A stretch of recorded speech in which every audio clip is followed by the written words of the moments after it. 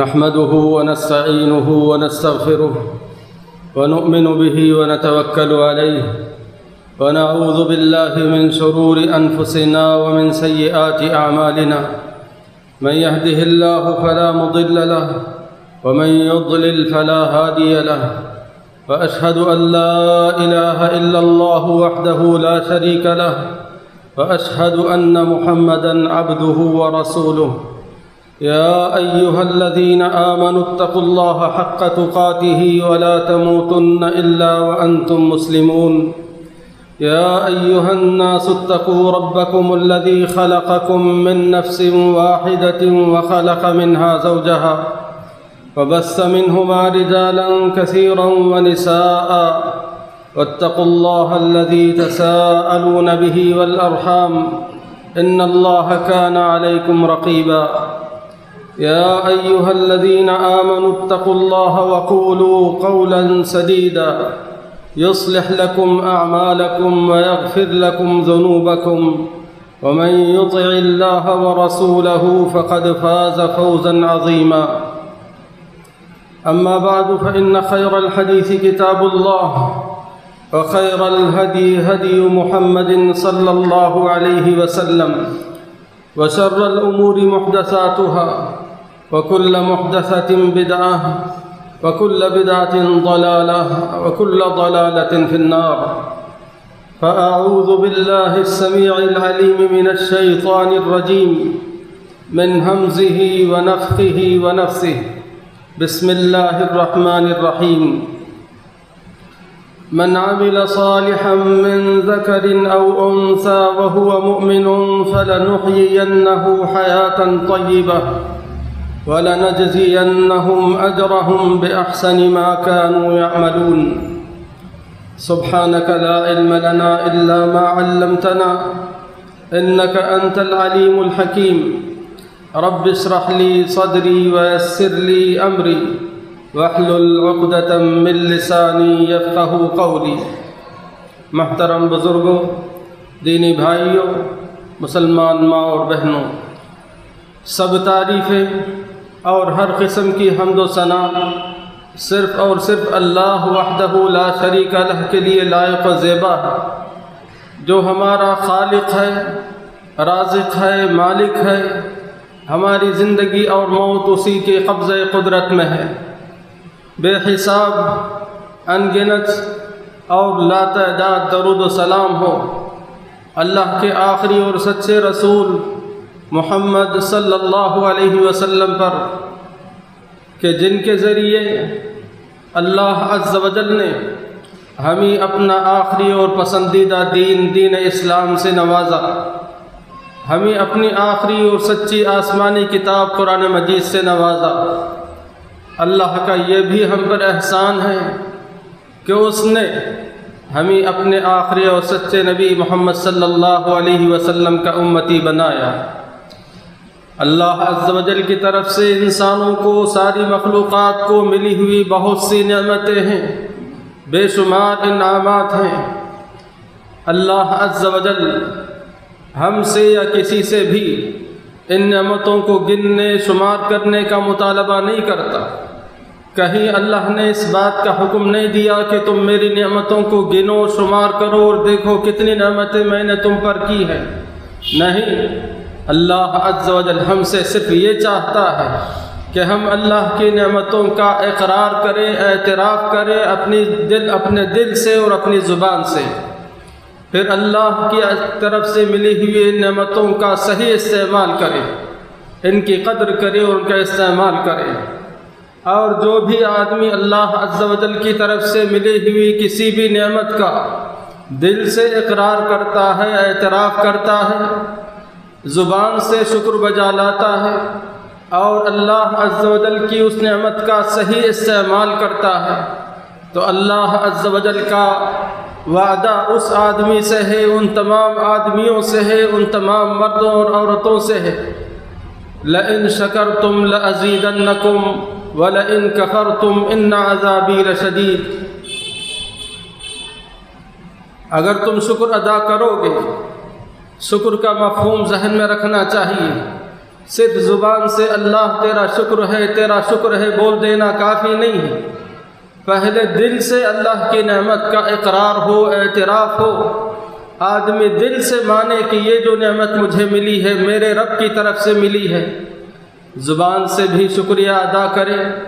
اس نعمت کی قدر کرے، اس نعمت کا صحیح استعمال کرے، تو اللہ کا وعدہ ہے لئن شکرتم لازیدنکم، اگر تم شکر گزاری کرو، شکر کا راستہ اختیار کرو، شکر کرو تو ہم ضرور تمہیں دیں گے۔ لازیدنکم میں بہت بڑی بڑی باتیں اللہ نے بتا دی ہیں۔ جو نعمت آپ کو ملی ہے، آپ کے پاس ہے، اللہ رب العزت اس نعمت میں اضافہ کرے گا، اور وہ نعمت آپ کے پاس زیادہ دن تک رہے گی، اور اس نعمت سے آپ فائدہ اٹھا سکیں گے۔ یہ اور اس طرح کے کئی مفاہیم اس زیادتی کے مفہوم میں ہیں، اور اللہ رب العزت ہماری بھلائی، ہماری رہنمائی کے لیے تنبیہ کے طور پر دوسرا پہلو بھی بیان کر دیا، وَلَئِن كَفَرْتُمْ إِنَّ عَذَابِي لَشَدِيدٌ، اگر تم کفر کرو، کفران نعمت کرو، ناشکری کرو، اللہ کی نعمت کا اقرار اور اعتراف نہ کرو، اللہ عز و جل متنبہ کرتا ہے وَلَئِن كَفَرْتُمْ إِنَّ عَذَابِي لَشَدِيدٌ، بے شک میرا عذاب بڑا دردناک ہے، بڑا سخت ہے۔ دونوں باتیں ہمارے ذہن میں ہونی چاہیے۔ اللہ عز و جل مجھے، آپ کو، سب مسلمان مرد عورت کو اللہ عز و جل کی طرف سے ملی ہوئی جملہ نعمتوں کی صحیح معنی میں شکر ادا کرنے کی سعادت نصیب فرمائے، آمین وباللہ التوفیق۔ محترم حاضرین، دنیا میں جینے والا، رہنے والا ہر انسان، کیا مسلمان کیا کافر، کیا بڑا کیا چھوٹا، کیا مرد کیا عورت، ہر ایک کے دل میں یہ خواہش ہوتی ہے کہ اس کی زندگی اچھی ہو، اس کی زندگی آرام و راحت سے گزرے، اسے خوشی اور اطمینان ملے، اور دنیا میں آرام اور آسائش کی جتنی چیزیں ہیں، جتنی نعمتیں ہیں، اسے میسر ہو کہ ان سب کو پا کر ان سب کے ساتھ وہ چین و سکون کی زندگی گزار سکے، اچھی زندگی گزار سکے۔ ہر انسان کی اپنی خواہش ہے، مگر سارے انسانوں میں ہم صرف مسلمان کی بات لیں گے، مومن اور مسلم کی بات لیں گے، چاہے مرد ہو چاہے عورتیں، جو اللہ پر ایمان رکھتے ہیں، اللہ پر حقیقی اور سچا بھروسہ رکھتے ہیں، آخرت کے دن پر ایمان و یقین رکھتے ہیں۔ اللہ عز و جل فرماتا ہے من عمل صالحا من ذکر او انثى وهو مؤمن، جو بھی مرد ہو کہ عورت ایمان کے ساتھ، اس حال میں کہ وہ ایمان والا ہو، وہ اس کو ہم اچھی زندگی دیں گے۔ من عمل صالحا من ذکر او انثى وهو مؤمن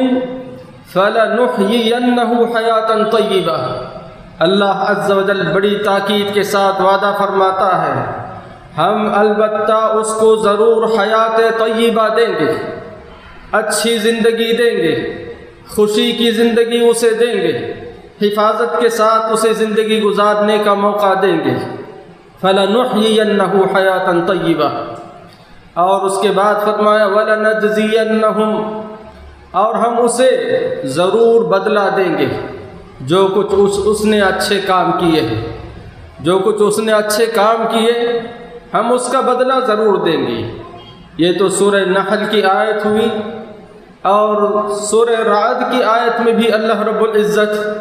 اس سے مختصر اور چھوٹی سی آیت میں ایمان والوں کو مخاطب کرتا ہے، جو اپنے ایمان و یقین کے ساتھ، اللہ پر اور آخرت کے دن پر بھروسے کے ساتھ ایمانیات یعنی ایمان کے ارکان کو ماننے والے کے لیے اللہ رب العزت دوسری بات بتاتا ہے بہت مختصر چھوٹی سی آیت میں، الذین آمنوا وعملوا الصالحات طوبی لہم وحسن مآب۔ یہاں بھی آیت چھوٹی اور مختصر ہے سورہ رعد کی، مگر یہاں بھی اللہ رب العزت سورہ نحل میں جو دو باتیں بیان کی گئی تھی انہی کو یہاں بیان کر رہا ہے، بلکہ اس میں اور کچھ زیادہ باتیں بھی آ گئی ہیں آیت مختصر اور چھوٹی ہونے کے باوجود۔ فرمایا وہ لوگ جو ایمان لے آئے اور انہوں نے اچھا عمل کیا، الذین آمنوا وعملوا الصالحات طوبی لہم، ان کے لیے خوشخبری ہے، ان کے لیے جنت ہے، وحسن مآب، اور لوٹنے کے لیے بہترین جگہ ہے، جہاں لوٹیں گے ان کے لیے بہترین جگہ ان کے انتظار میں ہوگی، اور یہ بہترین جگہ قیامت آخرت میں جنت کی شکل میں ہمارے سامنے ہوگی باذن اللہ۔ سورہ رعد کی آیت میں ایمان کے ساتھ عمل صالح کرنے والوں کو اللہ رب العزت نے طوبیٰ کی بات بتائی۔ طوبیٰ کے سلسلے میں مفسرین دو باتیں ذکر کرتے ہیں، ایک تو یہ جنت کے ناموں میں سے ایک نام ہے طوبیٰ، اور دوسری چیز جنت میں ایک ایسا بڑا درخت ہے، سائے دار، پھلدار، بہت ہی کشادہ، بہت ہی وسیع۔ نبی صلی اللہ علیہ وسلم نے اس درخت کی صفت بیان کی ہے، صحیح احادیث سے اس درخت کی تفصیل معلوم ہوتی ہے۔ وہ درخت، اس درخت کا سایہ، اس درخت کا پھل اللہ اسے نصیب کرے گا۔ جب وہ درخت جنت میں ہے تو اب طوبیٰ کی خوشخبری کا مطلب یہ ہوا کہ اللہ رب العزت اپنے اس بندے کو جو ایمان رکھتا ہے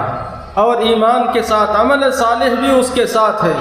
تو اللہ رب العزت اسے جنت میں داخل کرے گا جس میں طوبیٰ نامی درخت ہے۔ الغرض اللہ رب العزت نے ایمان کے ساتھ عمل کا ذکر کیا ہے۔ آج ضرورت ہے کہ ہم میں سے بڑے چھوٹے، جوان، بوڑھے، مرد، عورتیں قرآن مجید پڑھتے ہوئے، قرآن مجید سنتے ہوئے ذرا غور کریں، سوچیں کہ اللہ رب العزت نے صرف ایمان کی بنیاد پر نجات کا وعدہ کیا ہے، یا ایمان کے ساتھ عمل صالح کو بھی اللہ رب العزت جوڑ کر ملا کر بتاتا ہے۔ میں نے سورہ نحل کی ایک آیت اور سورہ رعد کی ایک آیت آپ کے سامنے تلاوت کی۔ ان دو آیتوں میں بھی آپ نوٹ کریں گے، غور کریں گے تو اللہ رب العزت ایمان کی شرط کے ساتھ عمل کی بات بتاتا ہے۔ تو ایمان کے ساتھ عمل کی ضرورت ہے، ایمان کے ساتھ عمل کی ضرورت ہے، اور عمل بھی صرف عمل نہیں ہے، عمل صالح ہے۔ صالح کا مطلب کیا ہے؟ مفسرین نے صالح کا مطلب خالص بتایا ہے، یعنی ایسا عمل ایمان کے ساتھ، ایسا عمل جو صرف اللہ کے لیے کیا گیا ہو، جس میں شرک نہ ہو، جس میں کسی قسم کی ریاکاری اور شہرت کی خواہش نہ ہو، ایسا عمل صالح عمل ہوتا ہے جو اللہ کے پاس قبول ہوتا ہے۔ سورہ کہف کی آخری آیت کا آخری حصہ، فَمَنْ كَانَ يَرْجُو لِقَاءَ رَبِّهِ فَلْيَعْمَلْ عَمَلًا صَالِحًا۔ اللہ رب العزت سورہ کہف کی آخری آیت کے حصے میں فرماتا ہے، جو بھی آدمی آخرت کے سلسلے میں یقین رکھتا ہے، فَمَنْ كَانَ يَرْجُو لِقَاءَ رَبِّهِ، اللہ سے ملاقات، اللہ کے آمنے سامنے ہونے پر یقین رکھتا ہے، فَمَنْ كَانَ يَرْجُو لِقَاءَ رَبِّهِ، اب اس آدمی کو کیا کرنا ہے؟ فَلْيَعْمَلْ، صرف کام کرنے کا حکم نہیں دیا بلکہ کام کی تفصیل بھی بتا دی کہ کیسا کام اس کو چاہیے، کیسا عمل اس کو کرنا ہے۔ فرمایا فَلْيَعْمَلْ عَمَلًا صَالِحًا، اس کو اچھے کام کرنے چاہیے، اس کو اچھے اعمال ادا کرنے چاہیے۔ ساتھ ہی ساتھ بتایا وَلَا يُشْرِكْ بِعِبَادَةِ رَبِّهِ أَحَدًا، اور اپنے رب کی بندگی میں کسی کو بھی شریک نہ کرے، کسی قسم کا شرک نہ کرے، کسی قسم کی ریاکاری و شہرت شامل نہ ہو۔ تو ایسی خالص عبادت، ایسی خالص نیکی، ایسا خالص عمل انسان کی نجات کے لیے سہارا بنتا ہے۔ ایمان کے ساتھ عمل صالح انسان کی نجات کے لیے ضروری ہے۔ ہم میں سے ہر ایک کو دیکھنا ہے، سوچنا ہے کہ اللہ رب العزت نے ایمان کے ساتھ عمل صالح کی بات بتائی ہے، کیا میرا اپنا عمل چاہے نماز کی شکل میں ہو، دوسری کسی بھی عبادت کی شکل میں ہو، صحیح معنی میں اخلاص کے ساتھ مجھ سے یہ عمل ہو رہا ہے، یا اس میں شرک ملا ہوا ہے، یا اس میں ریاکاری ملی ہوئی ہے۔ کسی بھی نیک عمل میں، کسی بھی عبادت میں اگر ریاکاری شامل ہو گئی، دکھاوا شامل ہو گیا، کسی کو خوش کرنے کی بات آپ کے دل میں آ گئی، تو سمجھیے وہ عبادت برباد ہو گئی، وہ عبادت آپ کے کام کی نہیں۔ کیوں؟ اس لیے کہ آپ نے اس عبادت کے ذریعے جو خواہش کی وہ خواہش آپ کی پوری ہو گئی، چاہے جہاد کا معاملہ ہو، چاہے صدقہ و خیرات کا معاملہ ہو، چاہے حج اور عمرے کا معاملہ ہو، چھوٹی بڑی کسی بھی قسم کی عبادت میں اگر ریاکاری آ گئی، دکھاوا دل میں آ گیا، شہرت کی خواہش آ گئی، کسی کو خوش کرنے کا خیال آپ کے دل میں آ گیا، تو یقین رکھیے میری اپنی بات نہیں، اللہ کے رسول صلی اللہ علیہ وسلم کی زبان مبارک سے نکلی ہوئی بات کے حوالے سے سن لیجئے کہ آپ کا وہ عمل، آپ کی وہ عبادت، آپ کی وہ نیکی برباد ہے، کام نہیں آئے گی۔ اور دوسری بات، کسی بھی عبادت میں شرک شامل ہو گیا، یعنی آپ نے اللہ کو چھوڑ کر کسی دوسرے کے لیے نیک کام کیا، کسی دوسرے کے لیے عبادت کی، یا اللہ کے ساتھ آپ نے کسی کو جوڑ لیا، ملا لیا، شریک کر لیا، تو بھی آپ کی عبادت صرف وہ عبادت نہیں بلکہ آپ کی ساری عبادتیں اکارت ہو جائیں گی، برباد ہو جائیں گی۔ یعنی ریاکاری کی وجہ سے صرف وہ عبادت برباد ہوگی۔ اگر شرک آ گیا، شرک چاہے اللہ کو چھوڑ کر دوسرے کے لیے عبادت کی شکل میں ہو، یا اللہ کے ساتھ کسی کو شریک کر کے عبادت کی گئی ہو، تو دونوں صورتوں میں شرک ہے، اور شرک کی وجہ سے انسان کا صرف وہ عمل نہیں بلکہ سارا عمل برباد ہو جاتا ہے، سارا عمل برباد ہو جاتا ہے۔ نسأل اللہ العافیہ والعیاذ باللہ، اللہ محفوظ رکھے۔ اور یہ بات اللہ رب العزت نے اپنے آخری اور سچے رسول محمد صلی اللہ علیہ وسلم کو مخاطب کر کے بتایا، اور دوسرے نبیوں کو بھی مخاطب کر کے بتایا کہ اگر آپ شرک کریں گے، آپ سے شرک صادر ہوگا، آپ کا سارا عمل باطل ہو جائے گا۔ وَلَوْ أَشْرَكَ لَيَحْبَطَنَّ عَمَلُكَ، اگر شرک آپ سے صادر ہو، نبی صلی اللہ علیہ وسلم سے خطاب ہے، تو آپ کا سارا عمل باطل ہو جائے گا، اکارت جائے گا۔ الغرض، شرک ایسا بڑا گناہ ہے، اتنا بڑا گناہ ہے، اتنا بڑا ظلم ہے، اس کو سمجھنے کے لیے اگر ہم یہ کہیں کہ شرک اللہ سے بغاوت ہے، شرک کرنے والا اللہ سے بغاوت کر رہا ہے، مشرک اللہ کا باغی ہے، اللہ نے پیدا کیا، اللہ کی زمین پر رہتا ہے، اللہ کے بنا ہوئے آسمان چھت کے نیچے رہتا ہے، اللہ کا دیا ہوا کھاتا پیتا ہے، مگر نام دوسرے کا لیتا ہے، عبادت دوسرے کی کرتا ہے، بندگی دوسرے کی کرتا ہے، کسی دوسرے سے مانگتا ہے۔ یہ کہاں کا انصاف ہے؟ یہ کہاں کی عقل مندی ہے؟ عقل کے اعتبار سے بھی یہ بات غلط، شریعت کے حساب سے بھی یہ بات بڑی غلط۔ اس لیے لقمان علیہ السلام نے اپنے بیٹے کو نصیحت کرتے ہوئے کہا، یا بنی لا تشرک باللہ، اے میرے بیٹے اللہ کے ساتھ شریک نہ کر، کسی کو شریک نہ کر، اللہ کی عبادت بندگی خالص ہونی چاہیے، اس کے ساتھ کسی کو شریک نہیں کریں گے، چاہے وقت کا مہان ہو، وقت کا بڑے سے بڑا آدمی ہو، وقت کا نبی بھی اس بات کا مطالبہ نہیں کرتا کہ مجھے بھی شریک کرو، نہیں کرتا ہے۔ نبی کا اپنا کام ہے، اپنی ذمہ داری ہے، رسول کا اپنا کام ہے، رسول کی اپنی ذمہ داری ہے، مگر انسان نادانی میں پڑ کر، جہالت کی وجہ سے، علم توحید نہ معلوم ہونے کی وجہ سے،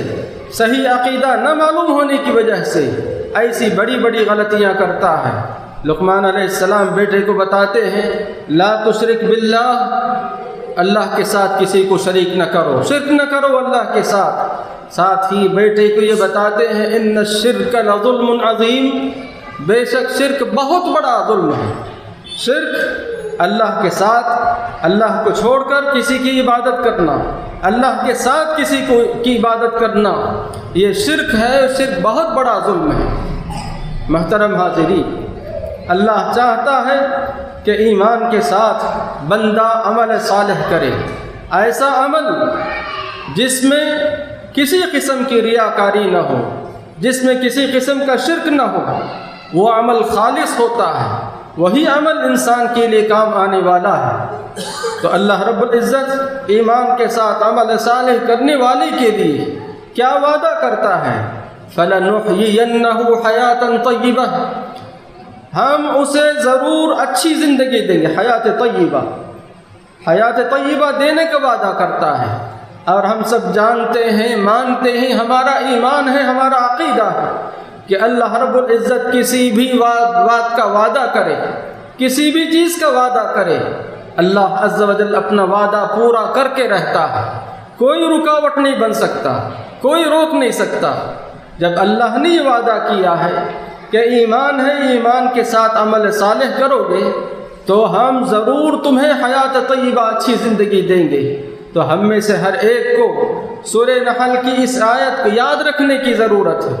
ہمیشہ اپنے سامنے رکھنے کی ضرورت ہے۔ اسی طرح سورہ رعد والی آیت کو بھی، جس میں اللہ رب العزت نے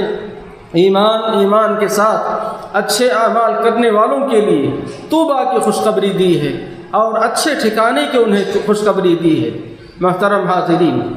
دنیا کی زندگی میں ہم دیکھتے ہیں مسلمان بھی ہیں، کافر بھی ہیں،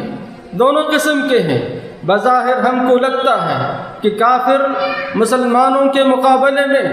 آرام سے ہیں، عیش و عشرت میں ہیں، ان کے پاس مال زیادہ ہے، وسائل زیادہ ہیں،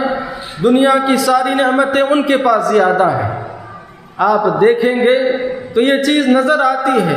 مگر اللہ رب العزت ہمیں نصیحت کرتا ہے، اپنے نبی محمد صلی اللہ علیہ وسلم کو مخاطب کر کے آپ کے ذریعے ہم کو نصیحت کرتا ہے،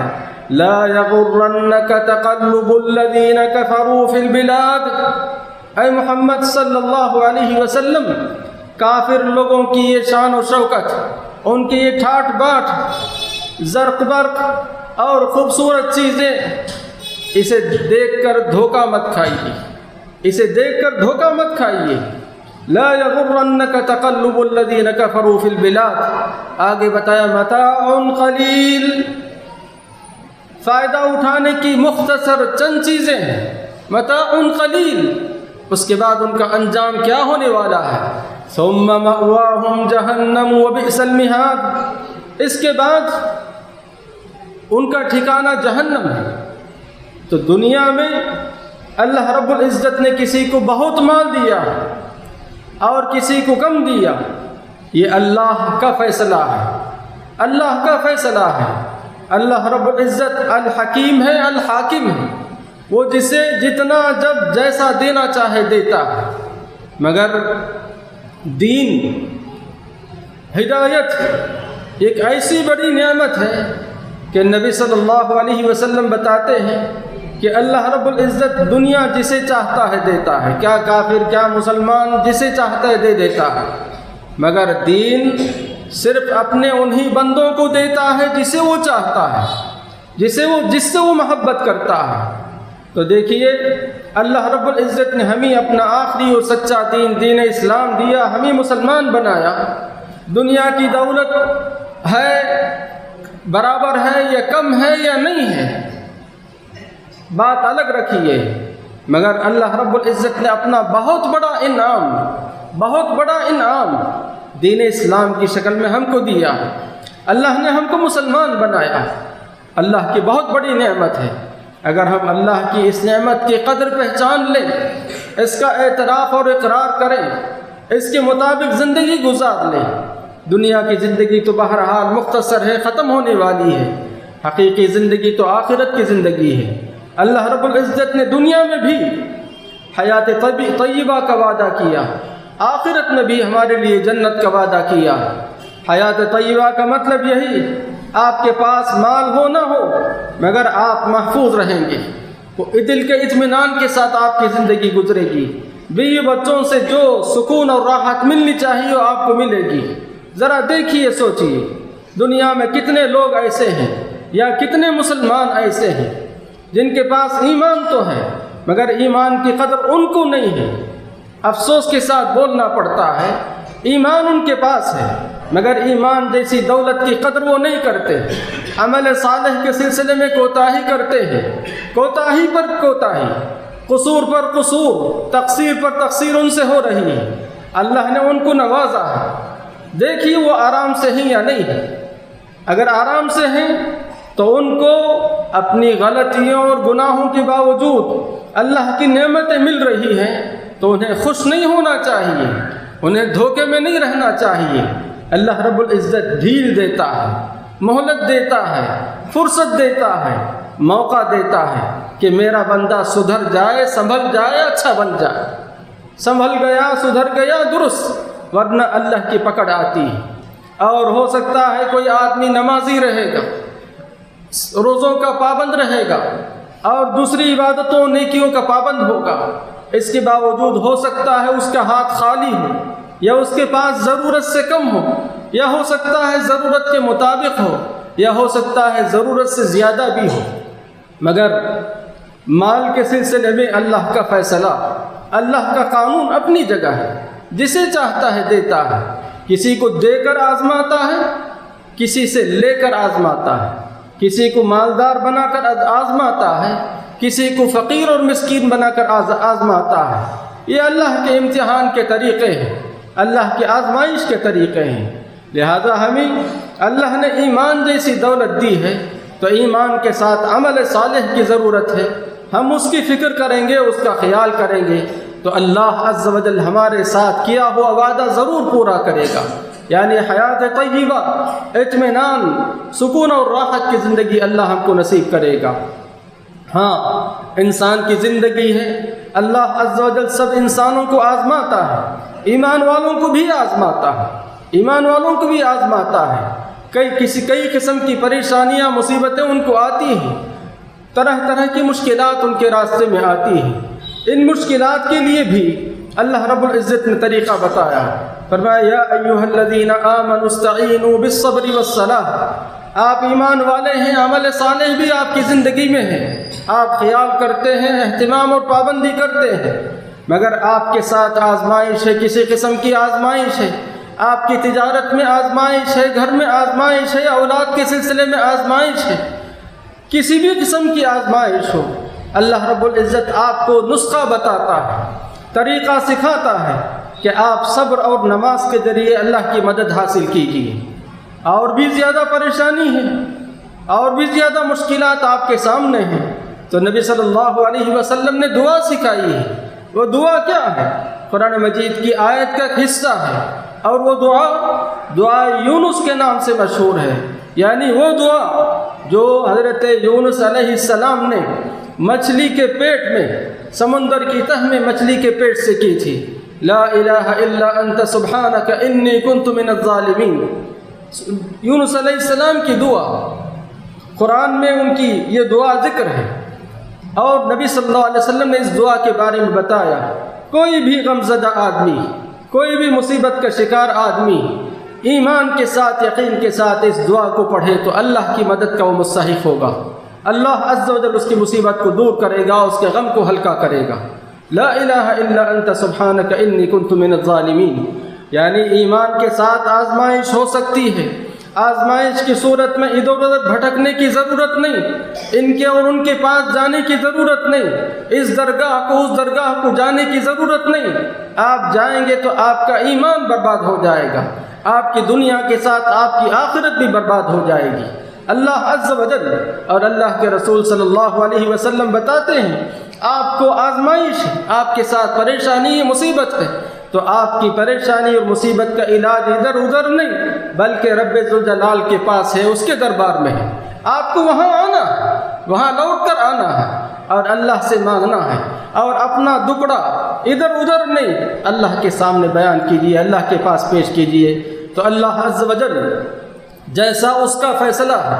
جیسے اس کی حکمت ہے، دیر سویر ضرور آپ کی مشکل کو حل کرے گا، ضرور آپ کی پریشانی کو دور کرے گا، ضرور آپ کی مرادیں پوری کرے گا۔ اللہ عز و جل مجھے، آپ کو اور سب کو دین و ایمان کی باتیں غور سے سننے، صحیح سمجھنے،